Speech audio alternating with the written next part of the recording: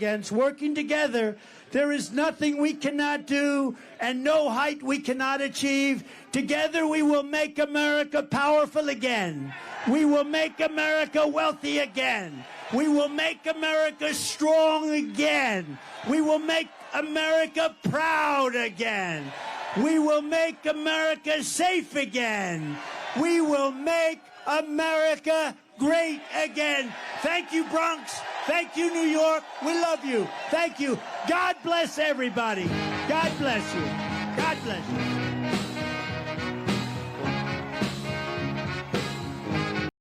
But first, gang, as you know, it is springtime and the bees are out and about, buzzing away, but they're doing a lot more than just pollinating. Now bees are saving America from the woke wave of leftist culture that's trying to wipe out all that's good and true. I kid you not. Turley Talks is teaming up with MakeHoneyGreatAgain.com to bring you something truly spectacular, MAGA honey. You can now get a 16-ounce bottle of pure, raw, ultra MAGA honey packaged in a bottle that looks just like our great president, Donald Trump. This untouched raw honey came straight from 11,000 hives in South Carolina. And I'm telling you, honey never tasted as good as it does coming from a Trump-inspired bottle. Trust me. So what are you waiting for, gang? Visit MakeHoneyGreatAgain.com. Use promo code Turley to show your support. We can make honey and America great again. Just click on that link below right now. Something really is happening in America right now. Something that was highly palpable, highly visual for all to see in the South Bronx last night. Working class men and women of all colors, of all ethnicities, of all different backgrounds, Democrats and independents, those who have been politically engaged and those who have not, are awakening. Something that was not happening in 2016 or in 2020 or in 2022, something appears to be happening now. These working class Americans, these men and women of all colors, all stripes, all ethnicities, all backgrounds, are joining together as part of a growing, surging movement from the ground up that is uniting this nation in a way that we have not seen in over 30 years. What happened yesterday was just a few short months ago absolutely unthinkable, frankly unimaginable. What we saw yesterday was the unification of rural America with urban America. The white exurban voter became one with the non-white urban voter. What we saw yesterday was the makings of a new political coalition that could indeed represent the single largest, most powerful coalition we have seen since the Reagan era. A coalition that won 3 landslide election blowouts in a row, back to back to back. But unlike the Reagan coalition that united together economic libertarians with military hawks, with Christian conservatives, this coalition today is not united by a common enemy. That's what held the Reagan coalition together. The Reagan coalition was held together by a unity around a common enemy, being the Soviet Union and the threat of global communism. That's what united your economic libertarians with your military hawks, with your Christian conservatives. When that threat dissipated and died with the collapse of the Soviet Union in 1991, what happened in 92? Bill Clinton. The Reagan coalition unraveled.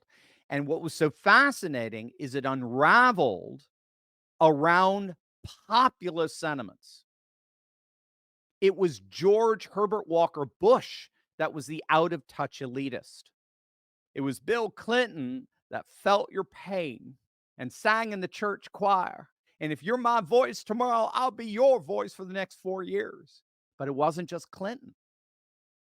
Ross Perot, 20% of the vote. Primarily working class vote. Concerned about NAFTA, GATT, right? That giant sucking sound of our manufacturing industry. That Reagan coalition unraveled in disparate populist shards. This new movement is bringing that populism together. This new political coalition is not rooted in a mutual enemy. This new political coalition that we saw on display yesterday in the South Bronx is united by a mutual love, a mutual desire, a mutual aspiration. MAGA. The new coalition of rural and city voters, of the exurban and the urban, is rooted in a mutual love for America. A mutual love for America's borders. A mutual love for America's industrial economy. A mutual love for America's rich diversity of culture, custom, and tradition, most particularly our Christian tradition. What we saw yesterday was the beginning of a mass political coalition that promises to truly and finally make America great again. Let's look at some highlights from yesterday. First off, the line to get into Crotona Park in the South Bronx was absolutely massive. Reports were that the average time of standing in line was 1 to 2 hours to get in. People lined up for what seemed miles for a rally that, keep in mind, was organized for just about 3,500 people to show up. They did not know what to expect in the South Bronx, in the bluest of blue districts in the entire nation. Estimates were, at the end of the day, over 30,000 people came out to see Trump. And then, of course, you had this. Stand with Trump, I stand with Trump. United we stand, divided we fall. Indict our president, you better indict us all. United we stand, divided we fall. Indict our president, you better indict us all. Who lucky we, I snuck across the border. Nah, I came in the right way. Come on, take the moon, talk to the reporters. We got Senorita and This gang, as you can see, where else would you see this? These are rappers, of course, filming a rap video at the rally. It's literally a rally rap. It's a rally rap. Can you imagine anything even remotely like that at a Biden event with his oatmeal crusted lips and his shuffling shoes? Again, organic, grassroots music and dance of the people, hyper-localism. This is the Bronx, celebrating someone who promises to represent them rather than rule them. When Trump took to the stage, he tore into what Biden and the Democrats have done to New York City and the nation. But sadly, this is now a city in decline. Throughout my life, I've seen New York through good times and bad, through boom times and crime waves, through market crashes and terrorist attacks, but I've never seen it quite like this. We have filthy encampments of drugged out homeless people living in our places that we've spent so much time with children where they used to play. We have lunatics killing innocent bystanders by pushing them onto the railroad tracks for sport. It's a sad thing. Don't worry. It gets positive. Don't worry. It gets so positive. Remember, we're going to win. We're all winners. We're going to win so big, we're going to make it bigger and better than ever before. Remember that. So don't worry. By the time the other 6,000 or 7,000 people get in, it'll be very positive. Our subways are squalid and unsafe. The ceiling tiles are falling down, and they look worse than a third world country. The medians of our highways are crumbling. Our sidewalks are littered with garbage, bottles, and trash. But worst of all, the discarded needles from people that so desperately are in need of help. And we have mobs of migrants fighting our police officers and giving America the middle finger. But we are not going to let this continue. We are not going to abandon our hope and our pride. This city has given us so much, and now it is time that we are going to give it back. Together, we are going to make New York City great again, and simultaneously, we are going to make America great again. Now, what I love about that clip is that really is a microcosm of the speech as a whole. It was darkness mixed with light. I love this little quip. I promise it's going to get more positive. Don't get too nervous here. I get this from most of these people. This is their first Trump rally they've ever been to. They're like, I'm getting depressed here. No. I'm going to mix despair with hope, right? Somberness with humor. It was a brilliant speech. One of the best he's given. He was upbeat. I thought this tweet actually summarized it very well. It was a message of hope and unity. It was a solutions-oriented speech. It connected national decay to local issues. Did you notice that? And it provided an action plan on how we were going to reverse the decay. The speech provided plenty of anecdotes of projects that Trump had worked on in building up New York City. Both America and New York City's downfall and their restoration were deeply personal for Trump, and he drove that home. It was a message of unity across the political divide, across all races and ethnicities. And again, he made that point explicitly. We had the greatest economy in history. Everybody here, where you have a small business or if you had a job, you were getting more than you ever made. And we had no inflation. We had no 1.4%, considered better than none, because frankly, none in its own way is a bad thing also. We had a perfect number, 1.4%. It doesn't matter whether you're black or brown or white or whatever the hell color you are, it doesn't matter. We are all Americans, and we're going to pull together as Americans. Whatever the hell you are. Well, I don't care. Whatever the hell you are, we are all Americans, and we're all going to pull together as Americans. This is so key to understanding what's happening here in this rising up of this new political coalition, this rural and urban coalition. It's something that's catching the legacy media completely off guard. They have no idea. They have no frames of reference with which to interpret this. What you're hearing there in that speech is the language of what is known as civic nationalism, okay? Civic nationalism. Scholars generally make a distinction between two kinds of nationalism. So you got civic nationalism on the one hand, and you've got ethnic or ethno-nationalism on the other. So ethnic nationalism is characterized, obviously, by a nation based on ethnic or racial unanimity, homogeny. So, for example, Japan is generally characterized by an ethnic nationalism. Japan is a nation for a particular ethnicity.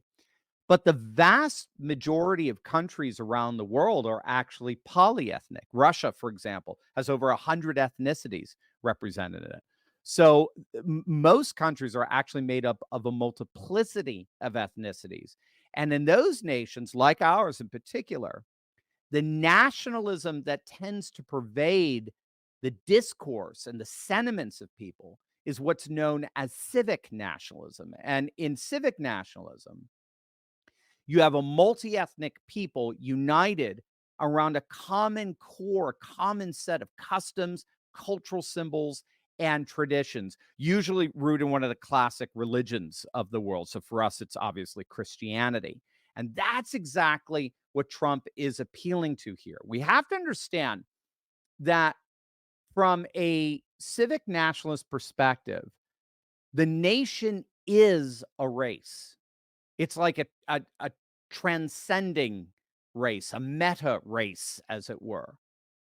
To be an American in this case, but you'll see the same thing, to be Russian, whatever, it's the same discourse you'll find around the world. To be an American is to belong to a national race of people, a multi-ethnic race.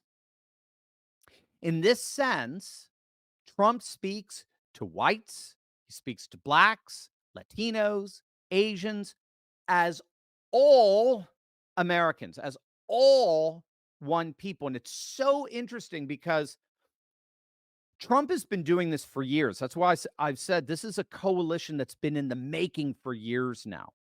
If you read or listen to his speeches starting from 2015 onward, when he first announced his candidacy, you'll note that the rhetoric of racial politics that dominates the political left, right, which involves things like racial discrimination, racial prejudice, racial disenfranchisement. This is all replaced by Trump with nationalist categories and concerns. So Trump still talks about discrimination. You'll notice he talks about discrimination all the time. He talks about prejudice all the time. He talks about disenfranchisement all the time. But you'll notice what makes him unique is that Trump couches those concepts in economic nationalist terms. So he talks about eliminating economic discrimination as a result of unfair globalist trade deals. Trump focuses on employment disenfranchisement in the disappearance of industrial and manufacturing jobs to a globalized division of labor. And he talks about a pay prejudice that exists in the driving down of wages due to mass unfettered illegal immigration. You see, Trump deals with race, but from a very, very different vantage point than I think anyone in the world of racial politics, and particularly the legacy media, can even remotely understand. Again, listen to how he describes illegal immigration. Keep in mind, in a largely non-white context. Check it out.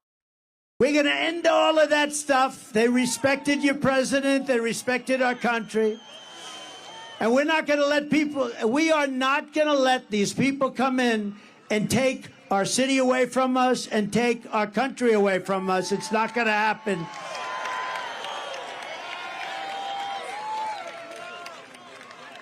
Now, who would let people, seriously, who would let people come from prisons and jails, from mental institutions?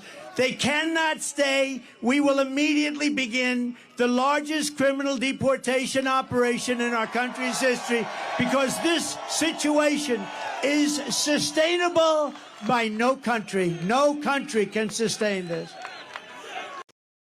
And then they started chanting, build the wall, Bill, right?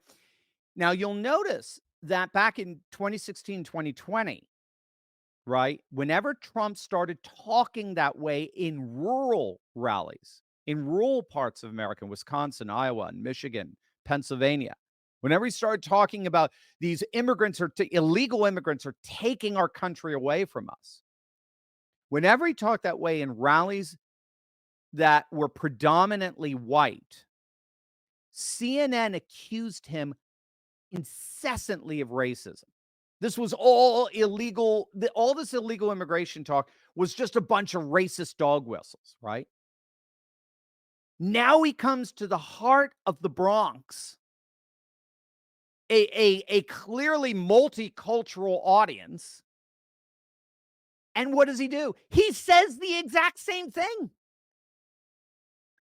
And not only does he say the exact same thing, these illegal immigrants are trying to take our nation away from us, the people start going crazy and start chanting, build the wall, build the wall.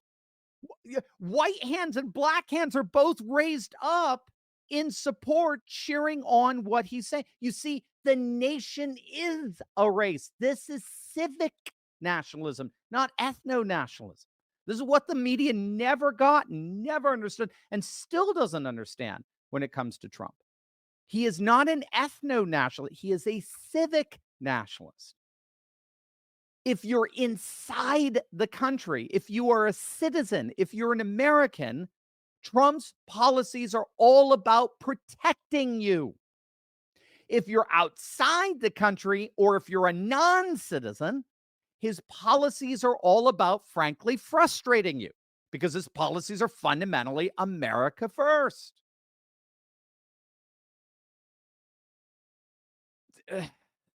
It's just, I'm sorry. I mean, this is just what makes so much of the legacy media's so-called analysis just so patently absurd. They don't understand this. I don't think they want to, frankly. It's so odd. Classical left-wing racial rhetoric, by definition, disunites and divides the nation. It's whites versus blacks. It's Latinos versus blacks. It's men versus women. It's rural versus urban. Trump's rhetoric is all about uniting the nation. We are one. We are Americans.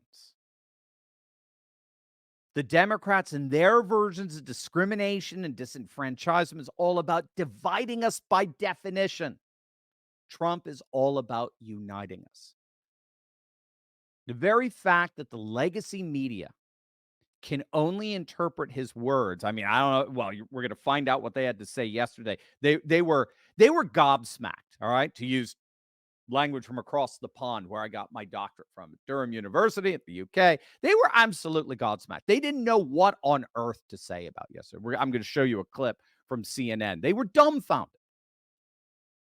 What could they say? Are they all racists out there in the South Bronx attending the Trump rally? Are they all racist now? Right? They tried to do that with Larry Elder. Remember that when he was running for governor during the recall? Larry Elder, the black face of white supremacists. You see, the very fact that they have no other frame of reference to interpret America First talk shows how left-wing the media is. They can only think in leftist racial terms. Trump is all about uniting the country around civic nationalism, whereas the Democrats are all about dividing us. And again, we could see the success of this redefinition of race as a civic identity in real time. One of the more poignant moments in the speech, this is one of my favorites, is when a lifelong Democrat, a black Latino pastor, got up on stage and said this. And I want to close by saying, Mr. President, I want to join you in having the Bronx great again. Please accept this Democrat, this black Puerto Rican with a kinky hair and a broken English. Please accept my endorsement for you as a president. Thank you very much.